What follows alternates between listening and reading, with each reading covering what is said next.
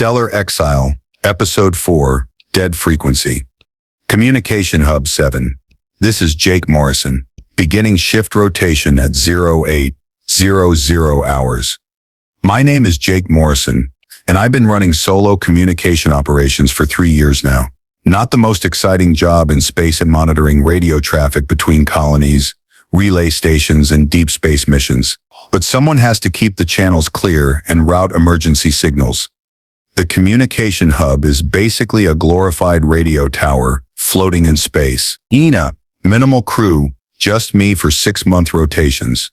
The isolation used to bother me, but now I prefer it. No drama, no office politics, just me and the endless chatter of space traffic.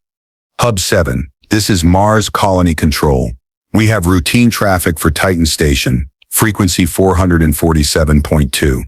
Copy Mars Control, routing to Titan on 447.2. Have a good day. This is how most of my days go. I'll route calls, monitor emergency frequencies, log unusual transmissions. The computer does most of the work.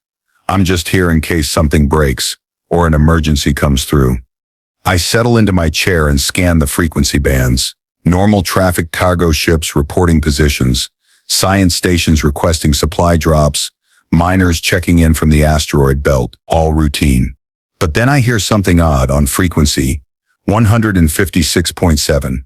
Anyone out there? This is Commander Peterson. If you can hear this, I check my logs. No active transmission scheduled for 156.7. Could be interference from a nearby system. Unknown station on frequency 156.7, please identify yourself and state your location. Silence. I wait 30 seconds and try again. Station calling on 156.7, this is Communication Hub 7. Please respond with identification. Nothing. Probably just atmospheric interference or equipment malfunction somewhere. Happens all the time in space. Solar flares, magnetic anomalies, old equipment broadcasting ghost signals. I make a note in the log and continue monitoring other frequencies. 2 hours later, I hear it again. My day 15 of the mission, oxygen running low. If anyone receives this transmission, the voice is clearer now. Definitely human, definitely distressed, but something about it sounds familiar. I run the voice through the identification database. The computer processes for several seconds before displaying a result that makes my blood run cold.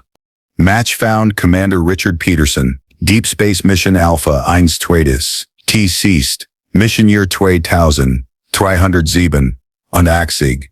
That was 5 years ago. I remember the mission Peterson and his crew were lost when their ship's life support failed during a survey mission to the Outer Rim. I know survivors. Computer, verify voice identification. On transmission 156.7. Voice pattern matches Commander Richard Peterson with 97.3% accuracy. However, Commander Peterson was declared deceased in mission year 2387. I stare at the screen, trying to process this information. Dead men don't send radio transmissions. Computer, possible explanations for this anomaly. Possibilities include equipment malfunction, archived recording playback, atmospheric distortion, or solar interference causing false pattern matching. That makes sense. Probably just a glitch in the voice recognition software. Old recordings getting mixed up with live traffic somehow.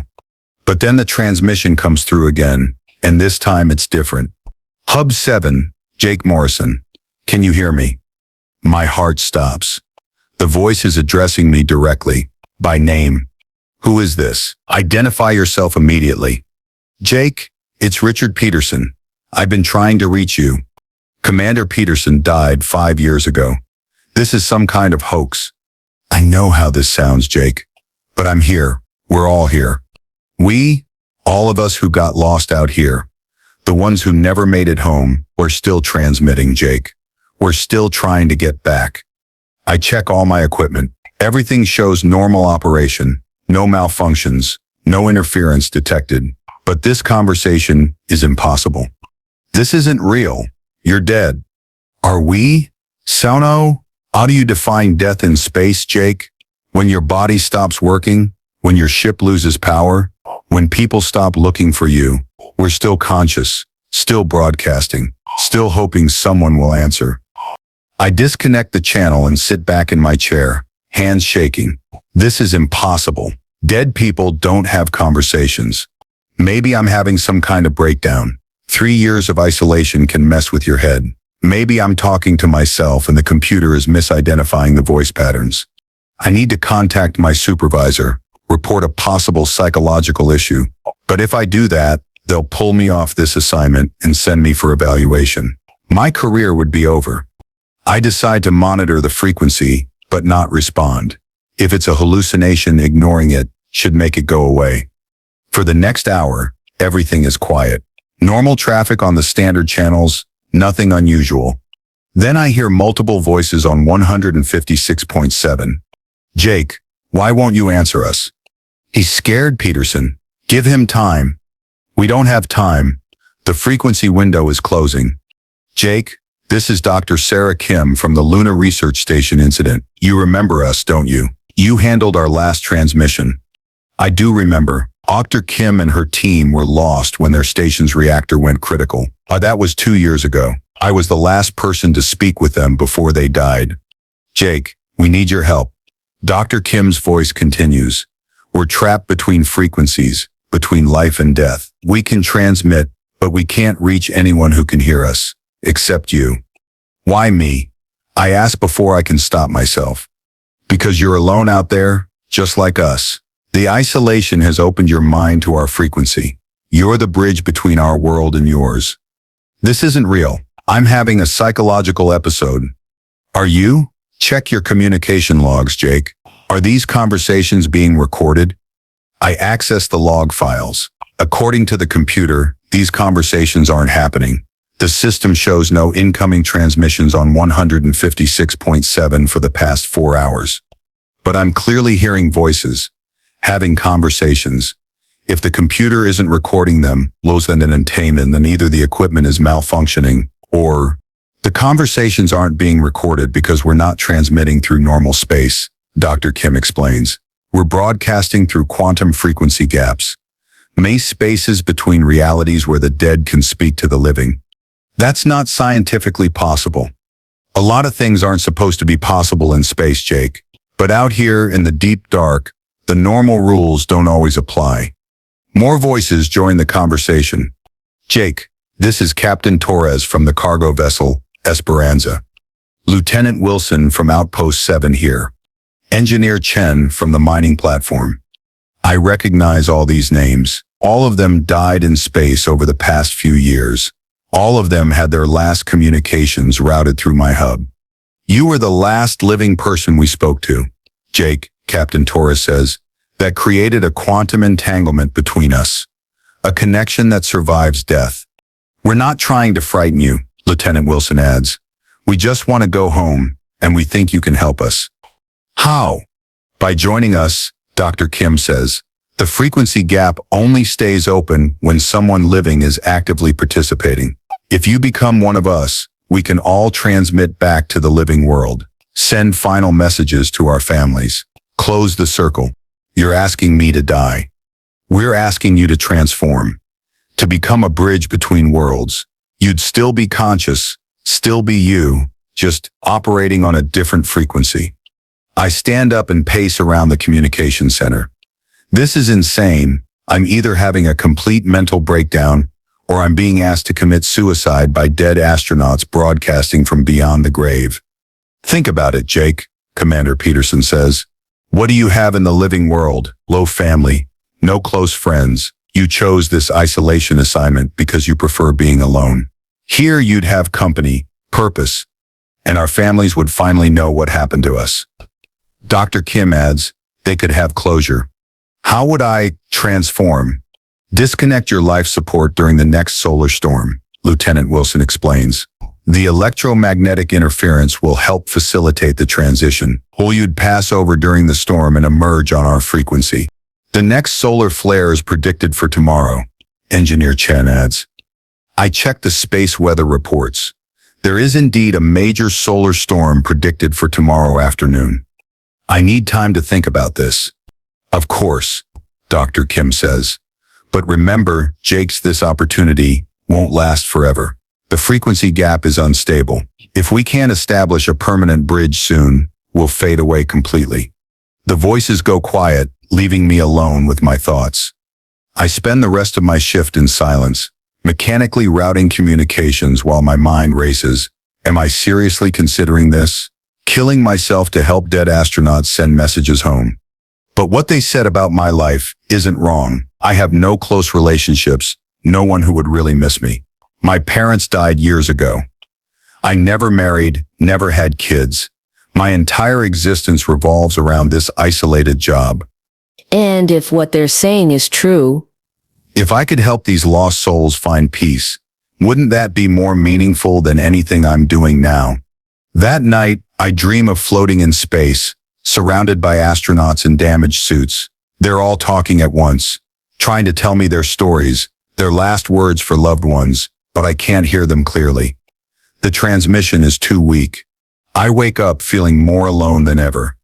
The next morning, I start my shift as usual. Normal traffic on all channels. No word from the dead frequency. Around noon, I receive a priority transmission from Earth. Hub 7. This is Mission Control. We've been monitoring some unusual signal patterns from your location. Are you experiencing any equipment malfunctions? My heart races. If they're detecting the transmissions, then they're real. It's not just in my head. Negative. Mission Control. All equipment shows normal operation. Jake, we're seeing quantum frequency anomalies in your sector. Very unusual patterns. Have you detected anything strange? Nothing to report, Control. Okay, but keep monitoring. These patterns are unlike anything we've seen before. They almost look like what? Like communication attempts. But that's impossible. The frequencies involved don't support normal transmission protocols. After the call ends, I sit in stunned silence. Mission Control detected the quantum frequencies. The conversations with the dead astronauts are really happening. The solar storm begins at 14:30 hours. I can see it through the observation window. Brilliant auroras dancing across the communication arrays as charged particles interact with the station's magnetic shielding. Close the station's magnetic shielding. At 15 o'clock, the voices return. Jake, it's time, Dr. Kim says. The storm is at perfect intensity. Are you ready? I look around the communication center. 3 years of my life spent in this small space, routing other people's conversations, connecting others while remaining isolated myself. What will happen to my body? The station's automated systems will report a life support failure during the solar storm. Standard procedure. You'll be listed as another casualty of space exploration. And afterward, you'll be with us, part of our frequency. We'll teach you how to transmit across the quantum gap. I walk to the life support controls. A few switches and the oxygen supply to my suit would be cut off. In the electromagnetic chaos of the solar storm, it would look like an accident. Jake, Commander Peterson's voice is gentle. You don't have to do this, but if you choose to help us, you'll be saving more than just our souls. You'll be creating a permanent channel between the living and the dead. Future lost astronauts will be able to reach out for help instead of dying alone in the dark. I think about all the emergency calls I've handled over the years, desperate voices in the void, hoping someone is listening. How many didn't make it? How many died alone? Their final transmissions lost in space. Jake, Dr. Kim says, the storm is reaching peak intensity. It's now or never. I place my hand on the life support controls. Will it hurt? Only for a moment, then you'll be free. I close my eyes and think about my parents, my few friends from training, the life I'm leaving behind. It's not much of a life, really. Maybe death will be more meaningful. I flip the switches. The oxygen flow stops. Emergency alarms begin blaring, but the electromagnetic interference from the solar storm is disrupting all the automated safety protocols. As consciousness fades, I hear the voices more clearly than ever. Welcome, Jake. Welcome to the frequency. Everything goes dark. Then, suddenly, I can see again. But I'm not in the communication center anymore. I'm floating in space, but I can breathe. Around me are dozens of astronauts in various types of suits from different eras of space exploration. Hello, Jake, Dr. Kim says, her face visible through her helmet now. How do I feel so normal? Death is just another state of being, Commander Peterson explains. Your consciousness has transferred to quantum frequency space. You're still you, just operating on a different wavelength. And now we can all transmit back to the living world, Lieutenant Wilson adds. Thanks to you, we have our bridge. I feel a strange sense of purpose, stronger than anything I experienced while alive. For the first time in years, I'm not alone. What do we do now? Now we send our final messages home, Dr. Kim says, and we wait for the next lost soul who needs our help. I reach out with my consciousness, feeling for the communication frequencies I know so well. But now I can access channels that don't exist in normal space. Quantum pathways between the living and the dead. My first transmission goes to my old supervisor at Mission Control. This is Jake Morrison. I know this is going to sound impossible, but I need you to deliver some messages for us. The frequency is clear now, crystal clear, and for the first time in my existence, I'm exactly where I belong.